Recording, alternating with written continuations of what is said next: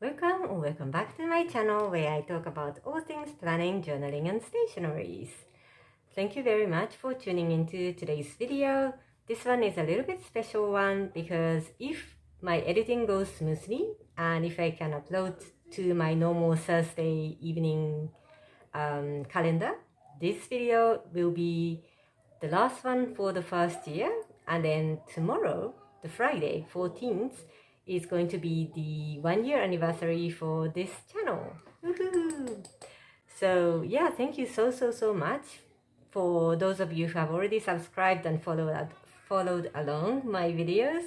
To be honest, when I started, I had no idea where I am heading, but because I really wanted to get out of the planner chaos situation, that I said, okay, I'm going to document this and then see where I go. So here we are, 1 year later. I don't think my editing skill has improved that much, and maybe my talking became more natural, I don't know. But yeah, thank you so much. I have really enjoyed my adventure in the YouTube space. Plus, I really enjoyed exploring the planners. So if you followed along, when I started the YouTube channel, I had a completely different lineup for 2024. And then it just collapsed by February. And then March, I got my first ring planner, Filofax Napa. And then starting from there, my ring life started. And then there were so many ups and downs, whether I like rings or I don't like the archive system. And then I went to Japan and purchased Traveler's Notebook, which brought me back the love for Traveler's Notebook. And then, yeah, and then I kind of found a piece last year. And then this year is the second year that I'm like trying to focus on minimizing the lineup. This is just a Sunday afternoon, so you might hear kids sound in the background. They're just playing, so please don't worry, they're okay. This is part of my life. So yeah, today I have a few thoughts and idea how I want to move this channel forward. Also, I have a few ideas on how my current planner stack is, and I just want to talk about it. So today is a chatty video, and yeah, let's just get started. So touching on to my 1 year anniversary of YouTube, I cannot say thank you enough for those of you who has been watching my video, liking my video and leaving some comments, and most of all, subscribing to my channel.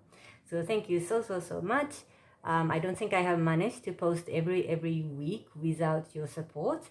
Like some kind of reaction really helped me to just keep continuing, to know that I'm not just talking to the air. So yeah, thank you so much. And yeah, this was a big surprise for me that I never missed any Thursday videos so far. So starting from last year March all the way up to mid-March today, that I've been posting every video every Thursday. And I also had extra videos during the Christmas season for the Vlogmas situation. And I started the YouTube channel just because I was at a very loss of what to do with my planner situation, and my attempt to just shoot the adventure and see where I go. So here we are, 1 year in. Have I left the planner chaos? Maybe not 100%, but I do feel much more settled with the current lineup. So yeah, I think I achieved some point. And then moving on, I am actually thinking, or do let me know in the comments, my current thought is I might drop the Thursday weekly post. And this is because I do love to film and I do love to edit actually. And I do like to share my thoughts around my notebooks because this is really my hobby. But I am thinking that now that I'm feeling kind of settled down with the lineup, there's not so much of new thing happening or, you know, update or changes happening. So if I try to film weekly video, I think those is going to be quite the same every week. And I don't think that's quite interesting. So my thinking is I might reduce down to every other week, or I don't know, whenever I feel like it. But I also don't want to like paste down this nice routine and consistency. So I'm a bit lost about it. So do let me know how you feel about my recent videos, because to be honest, starting from 2025, I feel like I've been posting quite the same, apart from the trip log thing. So I am still figuring out where I want to go in terms of content creation. But yeah, I'm thinking maybe I drop the consistency, but focus a bit more on the content itself. So moving on to my current situation. So this year I started with 4 items. Those are here. And I am very, very committed not to drop them all. I don't want to purchase anything midway through, and if there's any changes I want to make, or if there's any modification, I am committed to making it within this lineup. So just to catch up, for those of you who did not watch my initial setup video, Filofax Original, this one is my everyday carry. So this one is the calendar, and my weekly calendar and daily to-do list. So this is always with me, and this is where I capture my plans, basically capturing all the futures are coming in here.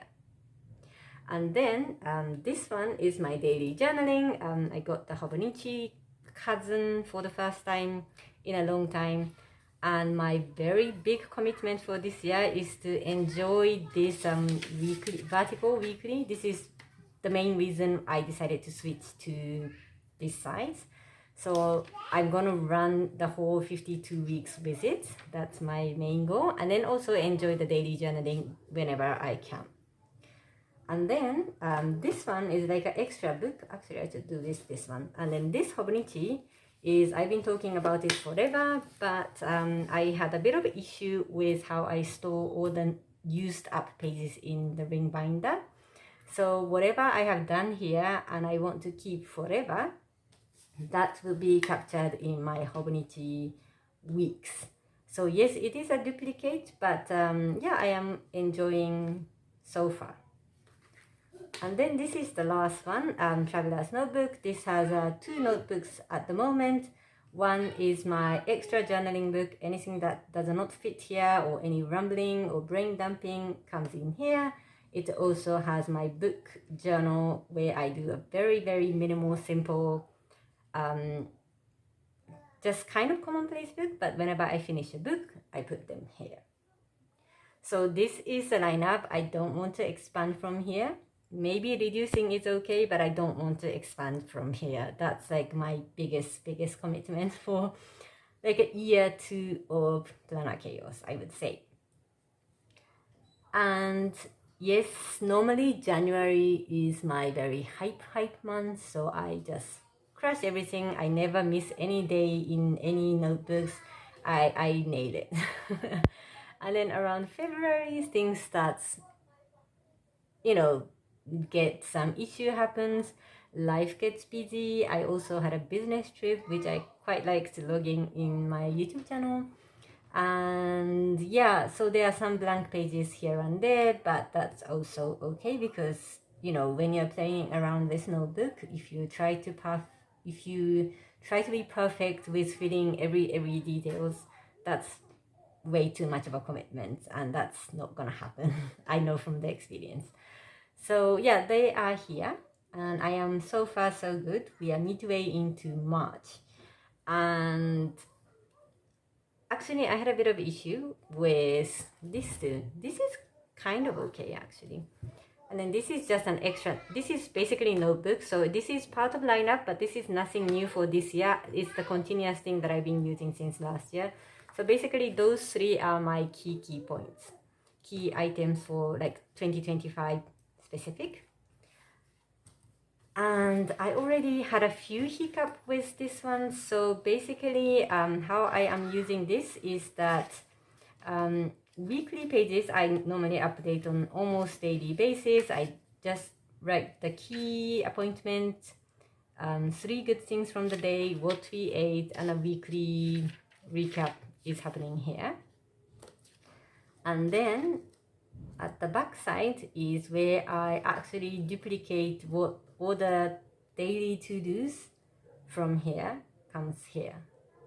And the original idea is that because I did not like to store already filled in pages, I don't know, it didn't click with me. So I've been throwing away whatever I have used, but I also felt like I didn't want to miss what I have done as a result. So I decided to just put them here.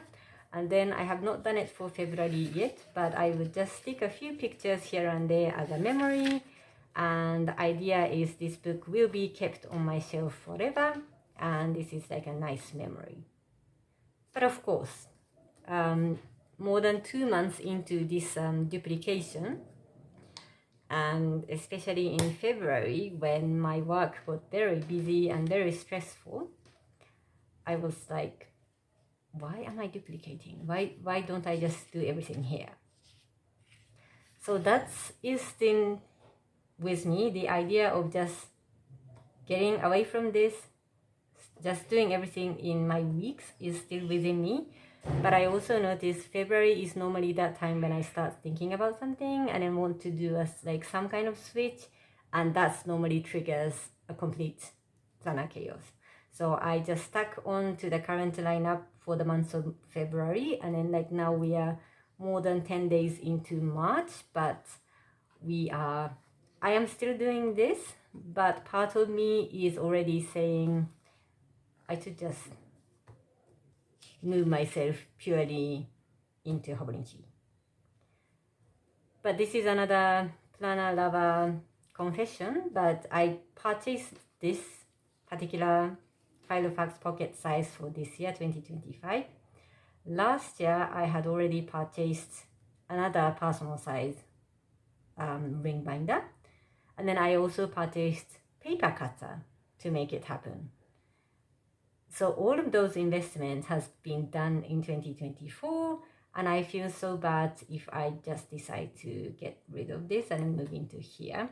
So that's one of the reasons why I'm sticking onto this. And I also like to keep this nice and messy, keep this nice and neat because I'm just duplicating. And also it is a duplicate, but as I am writing, I am doing kind of weekly recap, reflections. So yes, it is a bit of time-consuming activity, but I like writing anyway, so that's not so much of a issue for me. And I don't know, part of me want to make this more like a messy, lived-in notebook, but also I'm quite happy to see quite a neat writing in here. So that's where I am at the moment. I am not sure how I will do, but I think until the end of Q1, I don't want to mess things up. So I will still run with these two items. And of course, there are some benefits that only Filofax can bring. So those are the habit trackers that I do at the back. But recently, I've been terribly failing with work-life balance.